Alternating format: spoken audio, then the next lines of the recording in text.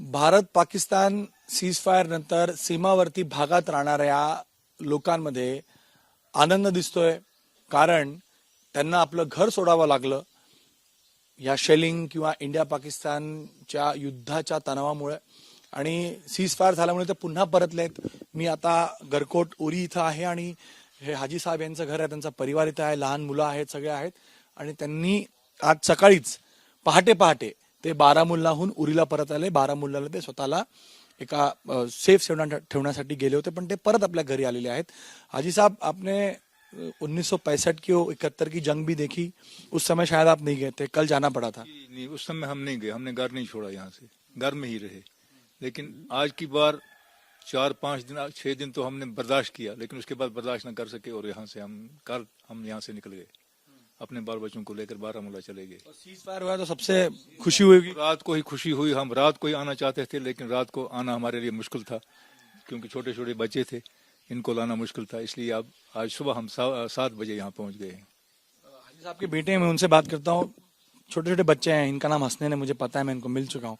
ये बताइए कि जब 3-4 रातें आपने गुजारी, बंकरों में शायद आप रहे होंगे या घरों के अंदर रहेंगे, किस तरह का मंजर था? बहुत ही भयानक मंजर था. ये देखना, ये बताने में और देखने में बहुत ही अंतर है.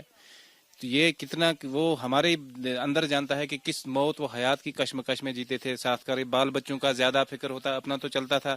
लेकिन एक हम गवर्नमेंट से ये अपील करते हैं कि हमारे लिए बैंकरों का कुछ इंतजाम किया जाए, ताकि जब भी ऐसी स्थिति, पहले तो ये सीज फायर लंबा चलना चाहिए, अब आइंदा ऐसी बात अमन रहना चाहिए. क्योंकि जो ये टीवियों पर बैठ के, स्टूडियो में बैठ के बोलते हैं जंग जंग जंग जंग, हमसे पूछना चाहिए. जिनका माल मवेशी उजड़ जाता है, जिनका बाल बच्चा उजड़ घर चले जाते हैं, सब कुछ छोड़ना पड़ता है. सब मतलब ऐसी स्थिति बन जाती है कि इंसान को फिर कुछ नहीं भी, सब मतलब अपने बाल बच्चे छोड़कर, सब कुछ छोड़कर हम कल निकल गए यहाँ से.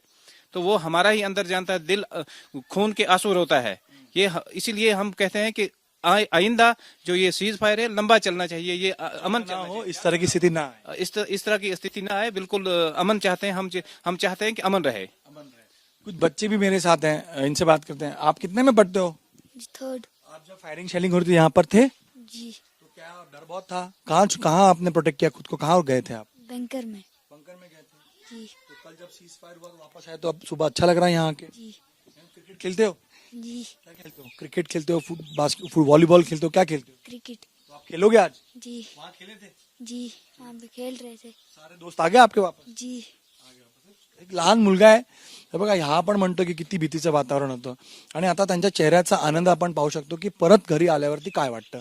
नोमान माझ्यासोबत आहे. नोमान, आप युवा वर्ग है, आपकी पढ़ाई अफेक्ट होती है, अब आप उरी वापस आकर कैसा महसूस करें सीज फायर के? जी, बहुत अच्छा महसूस कर रहे हैं, क्योंकि हम बहुत खुश हुए जब ये हुआ, इन्होंने बात की कि सीज फायर हुआ. बहुत खुश है, क्योंकि हमारी इन दिनों बहुत तालीम पे भी बहुत इफेक्ट पड़ा था. हम इन दिनों ना कॉलेज गए ना कहीं, बहुत ज़्यादा मुश्किल हो रही थी सीज फायर में.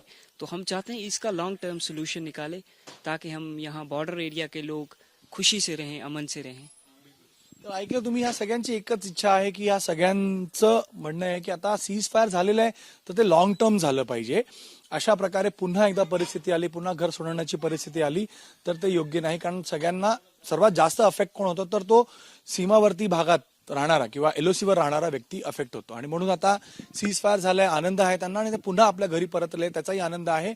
आणि त्यांना एक विश्वास आहे की अशाच प्रकारे LOC वरती सीज फायर राहील आणि ते सुरक्षित राहतील. कॅमेरामॅन दीपेश महाजनसह गणेश ठाकूर, ABP माझा, गरकोट. ABP माझा, उघडा डोळे बघा नीट.